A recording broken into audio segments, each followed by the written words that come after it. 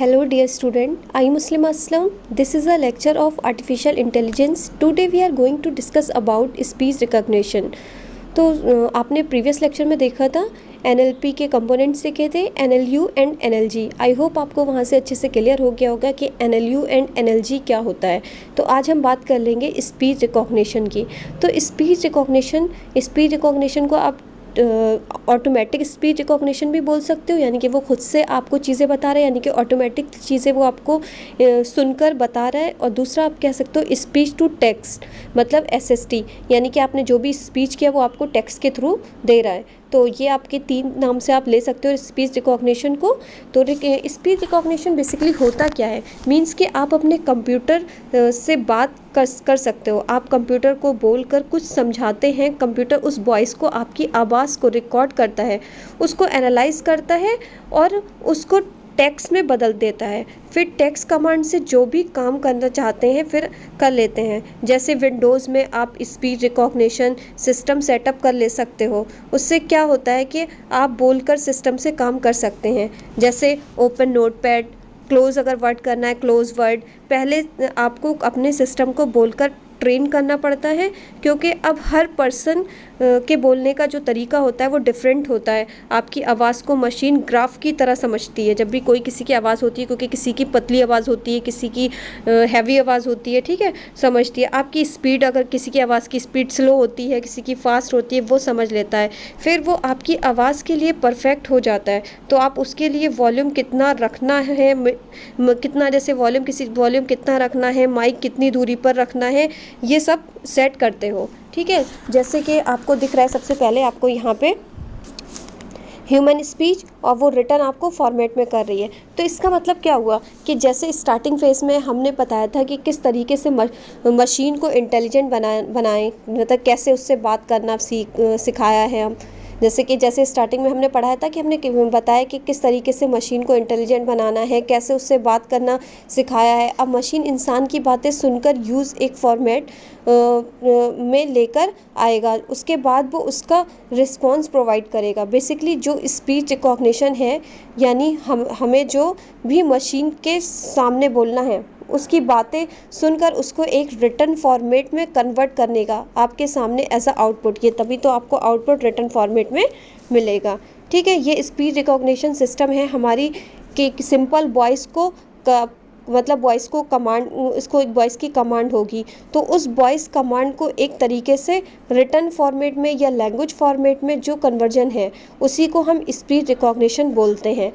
एक वर्ड आता है, जैसे आपके पास एक वर्ड आता है वॉइस रिकॉग्निशन और एक आता है स्पीच रिकॉग्निशन. तो सब ज़्यादातर लोग क्या होते हैं, इन वर्ड में कंफ्यूज होते हैं, दोनों को एक ही वर्ड समझते हैं. स्पीच रिकॉग्निशन और वॉइस रिकॉग्निशन को एक ही वर्ड समझते हैं. तो इसमें जो डिफरेंस होता है वो थोड़ा सा डिफरेंस है. जो आपका स्पीच रिकॉग्निशन है वो सुपर सेट होता है, और जो आपका वॉइस रिकॉग्निशन है वो सबसेट होता है, यानी कि स्पीच रिकॉग्निशन का वो सबसेट होता है, वो उसके अंदर का पार्ट होता है. ठीक है, तो जो आपका वॉइस होता है, वॉइस को कह सकते हो किसी भी पर्सन को आइडेंटिफाई करने के लिए उसकी वॉइस के हिसाब से ही वो उसको समझता है कि वो वॉइस को एक तरीके से वॉइस रिकॉग्निशन में क्या करता है कि वो किसी भी पर्सन को किसी भी इंसान को वो आइडेंटिफाई कर रहा है तो वो उसकी आवाज़ के हिसाब से ही उसको आइडेंटिफाई करेगा.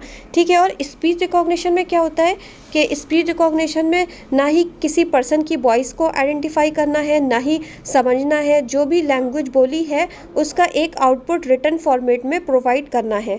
ऐसे सिस्टम है जिनको तो ये आपका क्या कहलाता है, वॉइस रिकॉग्निशन.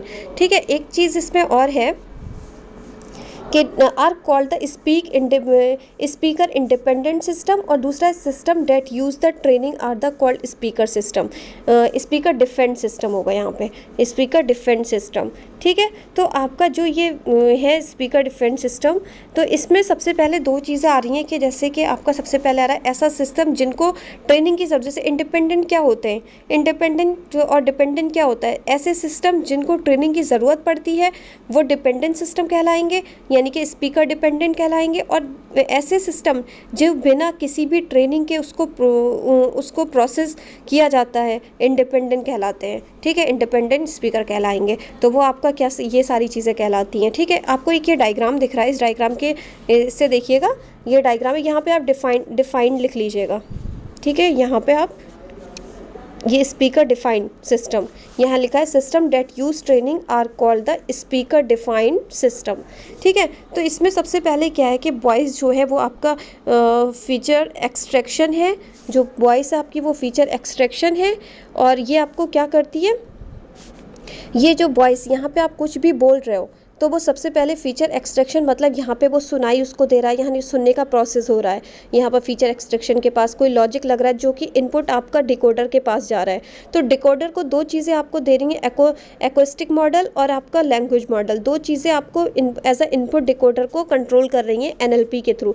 NLP मतलब नेचुरल लैंग्वेज प्रोसेसिंग का यहीं पर आपका काम हो रहा है कि वही आपको इसके थ्रू आपको डिकोडर कन्वर्ट कर रहा है और टेक्स्ट फॉर्म में आपको लैंग्वेज दे दे रहा है। जैसे कि अगर उसने पूछा हाउ आर यू, कैसे हैं आप, तो इंग्लिश में कन्वर्ट करके वो हाउ आर यू टेक्स्ट के फॉर्म में भी आपको दे दे रहा है। तो ये एक इसका छोटा सा डायग्राम है। और what is a speech recognition, इसको भी आप देख सकते हो कि speech recognition also known as automatic speech recognition और computer speech recognition which means understanding voice by the computer and performing any required task. ये मैंने सिंपली आपको ईजिली लैंग्वेज में हिंदी में अच्छे से समझा दिया है। आई होप आपको स्पीच रिकॉग्निशन अच्छे से समझ आ गया होगा।